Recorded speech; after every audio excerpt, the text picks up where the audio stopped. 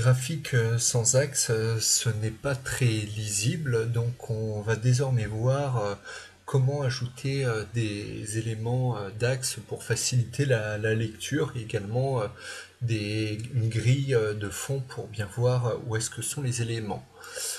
En fait, les axes s'appellent comme une fonction, mais qui va renvoyer des éléments de SVG. Donc il va l'afficher dès qu'on va l'appeler.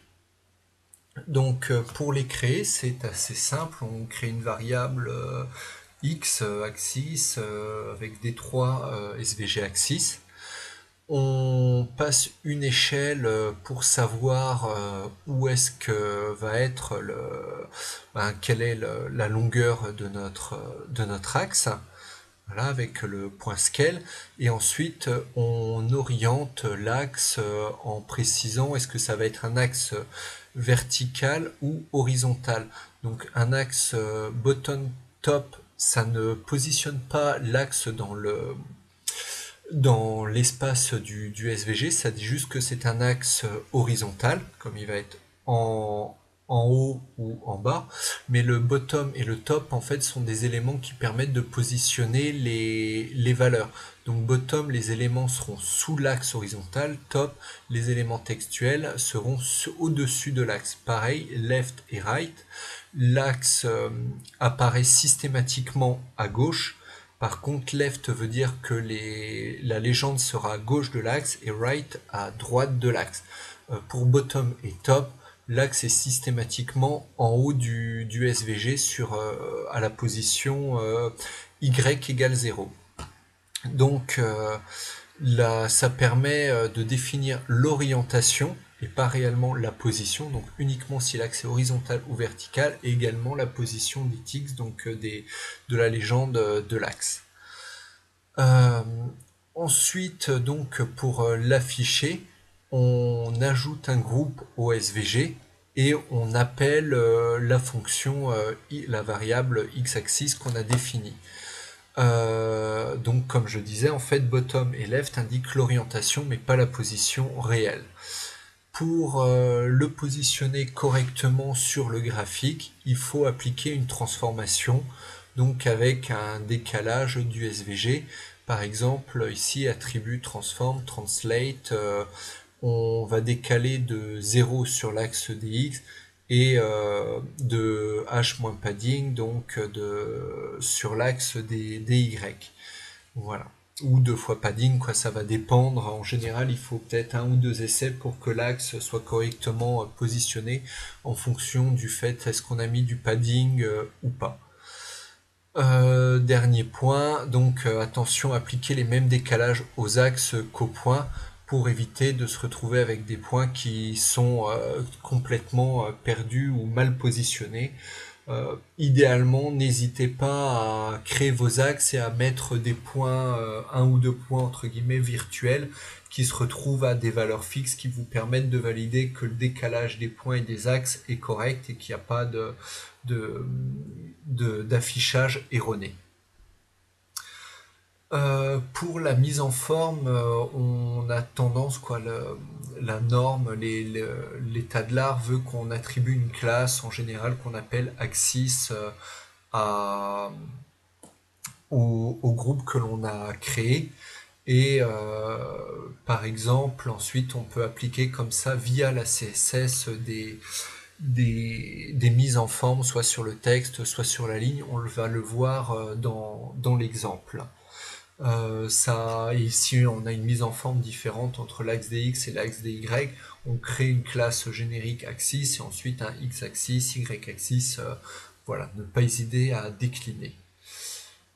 Pour les graduations sur les axes, on peut le définir facilement avec la fonction, l'attribut .x, on passe 5, par exemple, donc il y aura 5 graduations. Et il est tout à fait possible de changer le format des textes avec d3.format et tic.format, donc qui permettent d3format qui va permettre de créer une mise en forme, et ensuite tic.format qui va permettre de l'appliquer aux graduations. Donc ça permet très facilement d'avoir des textes adaptés, quelle que soit l'échelle, en particulier pour les dates. Dernier point qui peut être intéressant, c'est d'avoir une grille de fond pour que le graphique soit plus facilement lisible et qu'on puisse positionner facilement les points. Pour ça, il est possible de définir la taille des graduations, et donc en réalité, on va jouer sur ce paramètre en disant qu'au lieu d'avoir une graduation de taille standard, on va mettre une graduation qui va faire toute la hauteur du graphique. Donc le premier chiffre, ça correspond à la taille des graduations principales. Le second à la taille des graduations secondaires ou mineures. Et le dernier à l'endroit de fin, donc généralement le haut du graphique. Pour ne pas avoir de deuxième légende sur l'axe, donc ne pas avoir de superposition, il faut mettre un tick format à vide et comme ça les graduations n'apparaissent pas. De même, on applique une classe à part avec un point grid et le CSS va définir les attributs pour l'affichage. Par exemple, pour avoir un gris moins marqué pour ces traits. Donc, on va aller sur le code. Ici, on voit qu'on a les axes, donc comment l'axe est défini avec pas de remplissage, un trait qui est noir et pour le texte du sans serif avec 11 pixels. Pour la grille, les tics donc les graduations sont en gris clair avec une opacité qui en plus est à 0,7. Et pour le pass, on le met à une épaisseur de 0, comme ça il n'y a pas de superposition avec ici le pass des axes. Donc comme ça sert uniquement pour l'affichage. Ensuite, l'exemple, c'est exactement ce qui était dans le code qu'on a vu précédemment pour les échelles. Donc je ne vais pas revenir sur le début, il y a un padding d'appliquer, on a nos échelles qui ont été définies, les données, ici le SVG qui est défini et ensuite les cercles qui sont affichés, le texte, et on arrive sur les axes. Donc le premier point, on commence à créer une variable x-axis, donc qui va définir simplement un axe. On lui applique une échelle, comme ça on a D3 va calculer automatiquement la longueur et les valeurs des graduations.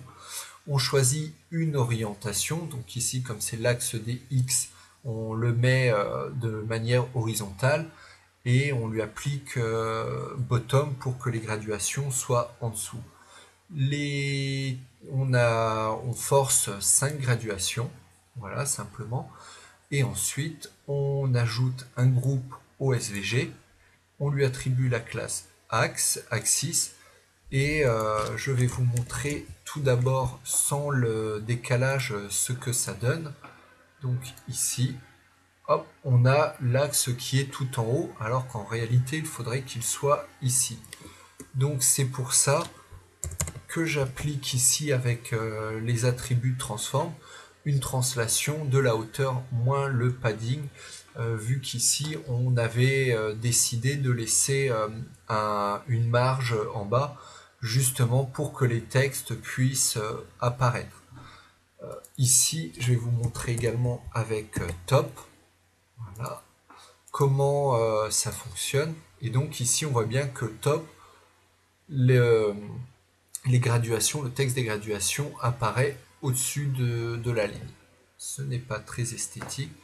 Donc on va laisser à bottom et on va passer au reste. Ici, la création de la grille verticale. Donc on repart, on rajoute un groupe au SVG, on lui attribue la classe grille. On va appliquer une transformation du padding juste pour décaler la grille comme il faut. Et ensuite, on appelle le x-axis avec une taille de tick de h-2 fois le padding, vu qu'on a une marge en haut, une marge en bas, et on met le tick format à vide.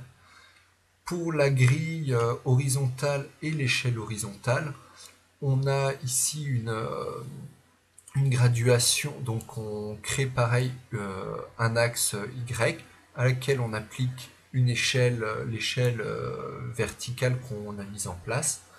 On oriente les graduations à gauche, comme on a laissé une marge à gauche, ce sera plus esthétique. On ajoute un groupe au SVG. On décale la grille, l'axe du padding sur l'axe des X. On lui applique la classe et on appelle l'axe Y avec la fonction call. Pour la grille de fond, je vous laisserai regarder, mais de la même façon, on lui attribue une hauteur, on lui attribue une transformation. Ici, vous noterez qu'au lieu d'être en valeur positive, on a une valeur négative vu que on a inversé l'axe, le départ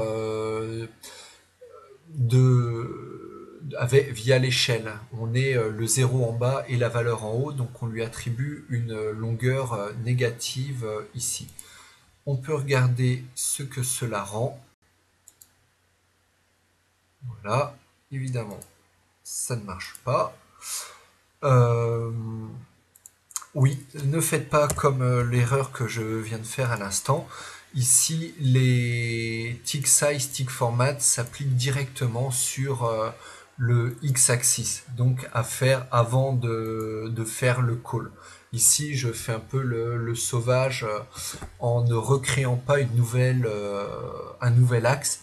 Donc ici, je prends l'axe X qui a été défini avant et je lui applique une taille différente et un format différent. J'avais fermé la parenthèse et donc j'avais fait planter le code. Cette fois-ci, ça marche mieux quand on parenthèse correctement son code. Et donc on voit, on a l'axe des Y, l'axe des X, et donc on a les grilles. On peut ici voir, ici c'est beau être un axe vertical, il est bien géré avec la grille horizontale. Avec la grille verticale qui est donc gérée par l'axe horizontal. Si ici je commente, on va voir que c'est bien la grille horizontale qui va disparaître, donc c'est ces éléments de grille qui disparaissent. Voilà, donc ça c'est aussi quelque chose à bien penser. On joue uniquement sur la longueur ici des graduations et leur style. Voilà, donc comme d'habitude, n'hésitez pas à télécharger le code sur GitHub et à le tester par vous-même, manipuler, changer les valeurs, le CSS et les attributs pour voir ce qu'il se passe en manipulant. Voilà.